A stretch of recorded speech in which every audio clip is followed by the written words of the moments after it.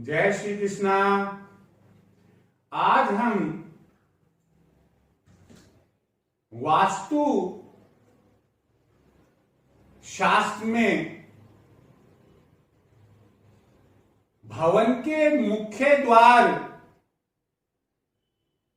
के बारे में क्या शुभ अशुभ बताया गया है, कौन सा मुख्य द्वार किस स्थान पर उत्तम होगा, कहां मध्यम होगा, कहां निम्न होगा, कौन सा शुभ रहेगा, कौन सा अशुभ रहेगा, इस बात की जानकारी, साथ ही मुख्य द्वार के निर्माण के समय और उसके बनाने के समय हमें क्या सावधानी रखनी चाहिए ताकि हम परिवार सहित सुखी, स्वस्थ, समृद्धशाली और आनंद पूर्वक तरीके से अपना जीवन व्यतीत कर सके। हमेशा ध्यान रखिए, पहला बिंदु है कि जो मुख्य द्वार आपके भवन का है वह घर के अन्य सभी द्वारों से बड़ा होगा, यानी कि सबसे बड़ा होगा। बात नंबर 1। बात नंबर 2 है कि जब हम भवन का निर्माण कराते हैं और हम ये सोचते हैं कि भाई इसको थोड़ा ऊंचा ले, जिसे हम कहते हैं कुर्सी, तो देखिए कि कुर्सी कितनी ऊंची भवन की होनी चाहिए जहां से हम मुख्य द्वार, जहां से हम अपने भवन का निर्माण करेंगे और मुख्य द्वार बनाएंगे। तो वो जो प्लेटफॉर्म जिसे हम कुर्सी कहते हैं, हमारे शास्त्र तो यह कहते हैं कि जो भवन निर्माण कराने वाला जातक है उसकी नाभि तक जो ऊंचाई है उसका 2.5 गुना 2.5 टाइम्स ऊंचाई होनी चाहिए। आप कहेंगे क्या साहब ऐसा भी होता है? यस। अगर आप राजस्थान की शेखावाटी इलाके में जाएंगे, नवलगढ़, रामगढ़, फतेहपुर, लक्ष्मणगढ़, तो वहां इस प्रकार के भवन जिनको हवेलियां कहते हैं, आप उनके इतिहास की तरफ जाइए। इतिहास इसलिए बोल रहा हूं कि जिस समय उनका निर्माण हुआ था और आज दोनों में यह अंतर आ गया कि निर्माण के समय जो कुर्सी ली गई थी, आज वो बालू के भराव से या मकानों के धंसने से उनकी ऊंचाई हमें कम दिख रही है। तो आपको मालूम पड़ेगा कि कई हवेलियां ऐसी रही है कि अगर उनके प्लेटफॉर्म के पास बाहर रोड पर हाथी भी खड़ा कर दे तो प्लेटफॉर्म से हाथी के ओढ़े पर नहीं बैठा जा सकता था। ये उस समय के जो राज मिस्त्री होते थे और जो अच्छे कारीगर मिस्त्री होते थे उनको नॉलेज होता था कि कितनी ऊंची कुर्सी रखनी है। आज हम देखते हैं 3.5 फुट की, 4 फुट की ऐसे कुर्सी रखकर हमारा भवन प्रारंभ कर देते हैं, मुख्य द्वार बनाते हैं। तो ये आज के इस समय पर लागत को कम करना या अन्य और कोई तकनीकी कारण हो सकता है। मैं यहां टेक्निक की तरफ नहीं जा रहा हूं कि जिसकी वजह से कुर्सी छोटी ली जा रही है। हम आज कुर्सी के बारे में बात नहीं कर रहे, बल्कि ये बता रहे हैं कि अगर 2.5 गुना, यानी कि भवन निर्माण कराने वाले की नाभि तक की जो ऊंचाई है, नीचे से नाभि तक की जो ऊंचाई है, उसका 2.5 गुना ऊंचाई लेते हैं तो वो श्रेष्ठ माना जाता है। अगली बात है कि घर के मुख्य द्वार के दोनों तरफ जो पिलर बना रखे हैं द्वार को रोकने के लिए, जो दीवारें बनी हुई है, उसमें घर की दो आंखें लगभग जो भवन निर्माता है उसके सीने से, उसके दिल से और कंधे या माथे तक की ऊंचाई के वो द्वार की साइज पर निर्भर करता है। दो आलिए, दो ताखे राइट हैंड साइड में दाहिने हाथ की तरफ की दीवार या पिलर पर एक, और एक बाएं हाथ की दीवार या पिलर पर, ये दोनों उस मकान की आंखें कहलाती है जिसको बनवाना चाहिए निर्माण कार्य के दौरान, ताकि दीपावली पर एक एक दीपक इनमें रखकर इनमें रोशनी की जा सके। अगला मुख्य द्वार का बिंदु है कि मुख्य द्वार दो पल्लड़ वाला होना चाहिए।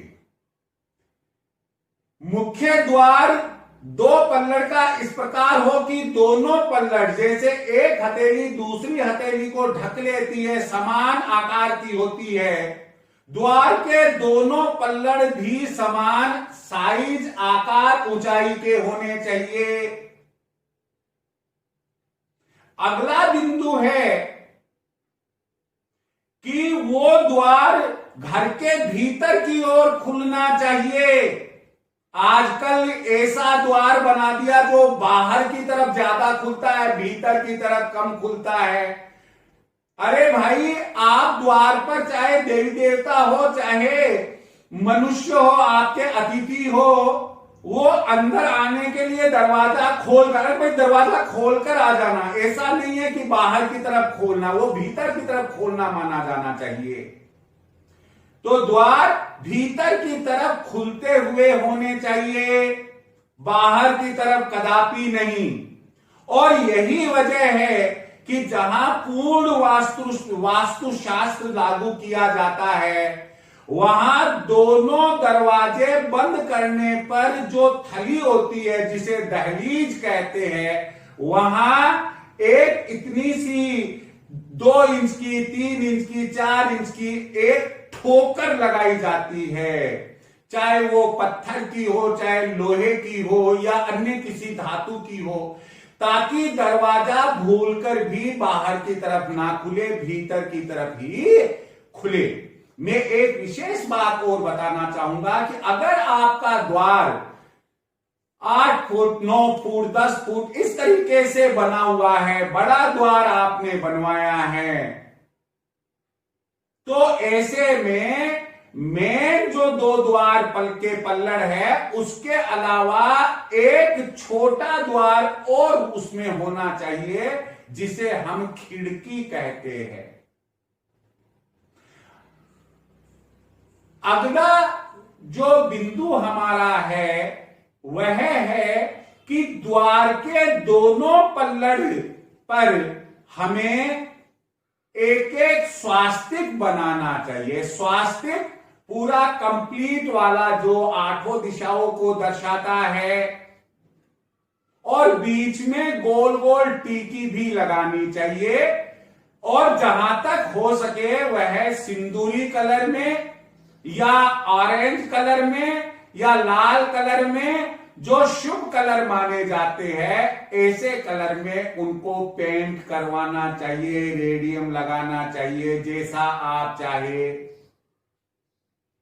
मुख्य द्वार के बाहर आपको, अगला बिंदु है, मुख्य द्वार के बाहर आपको अशोक के वृक्ष लगाने चाहिए, ताकि कोई नकारात्मक ऊर्जा घर में ना आए। और अगर घर के भीतर कोई वास्तु दोष रहने की संभावना आपको लगती है, तो अशोक वृक्ष को घर के भीतर मुख्य द्वार के दोनों तरफ लगाने चाहिए। मुख्य द्वार कलात्मक तरीके से, अगला बिंदु अपना, मुख्य द्वार कलात्मक तरीके से बना हुआ और एकदम साफ सुथरा होना चाहिए। और एक जो पूर्व वाले मेरे वीडियो में मैंने आपको बताया कि मुख्य द्वार के ठीक सामने कांटे के वृक्ष ना हो, कोई खंडहर ना हो, कोई बड़ा नाला ना बहता हो, गंदगी ना हो। इन तमाम बातों को ध्यान में यदि हम रखेंगे तो घर का मुख्य द्वार शुभ होगा। फिर सवाल यह आता है कि मुख्य द्वार की लोकेशन क्या हो, कहां मुख्य द्वार का निर्माण कराया जाए। क्यों कि जब कॉलोनीज करती है, जब प्लॉट्स करते हैं तो उसमें प्लॉट नॉर्थ रोड वाले, ईस्ट रोड वाले, साउथ रोड वाले और वेस्ट रोड वाले हो सकते हैं, या 2 रोड वाले, 3 रोड वाले, 4 रोड वाले हो सकते हैं।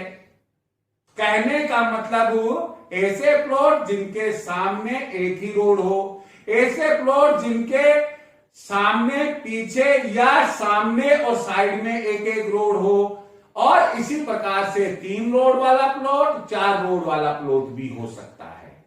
अब हमारे सम्मुख यह प्रॉब्लम आती है, समस्या आती है कि आखिर हम मुख्य द्वार कहां रखें, कब वह शुभ होगा।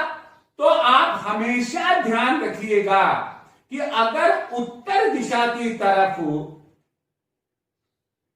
मुख्य रोड है, घर में प्रवेश करने का स्थान है, तो ऐसी परिस्थिति में हमें उत्तर ईशान लेना चाहिए।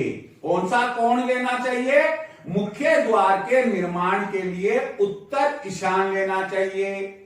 यदि हमारा प्लॉट ठीक ईशान कोण वाली रोड पर स्थित है, जो सामने रोड है वो हमारे प्लॉट के ठीक ईशान कोण में आ रही है, तो हमें ईशान कोण वाला मुख्य द्वार का निर्माण कराना चाहिए। और यदि पूरब दिशा की रोड है तो उस परिस्थिति में मुख्य द्वार का निर्माण पूरब ईशान कोण में अच्छा रहता है, सर्वश्रेष्ठ उत्तम रहता है।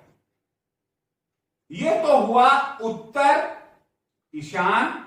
उत्तर साइड में अगर रोड है प्लॉट की तो उत्तर ईशान, अगर ईशान साइड में रोड है ईशान कोण, और यदि पूरब साइड में रोड है तो पूरब ईशान, प्लॉट के पूरब ईशान पर हमें मुख्य द्वार का निर्माण कराना चाहिए। अब मान लीजिएगा कि आपका प्लॉट जहां स्थित है, जो है उसके दक्षिण में रोड है। सामान्यतया दक्षिण मुखी प्लॉट को अच्छा नहीं माना जाता है, लेकिन हर जातक के लिए, हर व्यक्ति के खराब हो ऐसा नहीं है। दक्षिण दिशा के भी राशिवार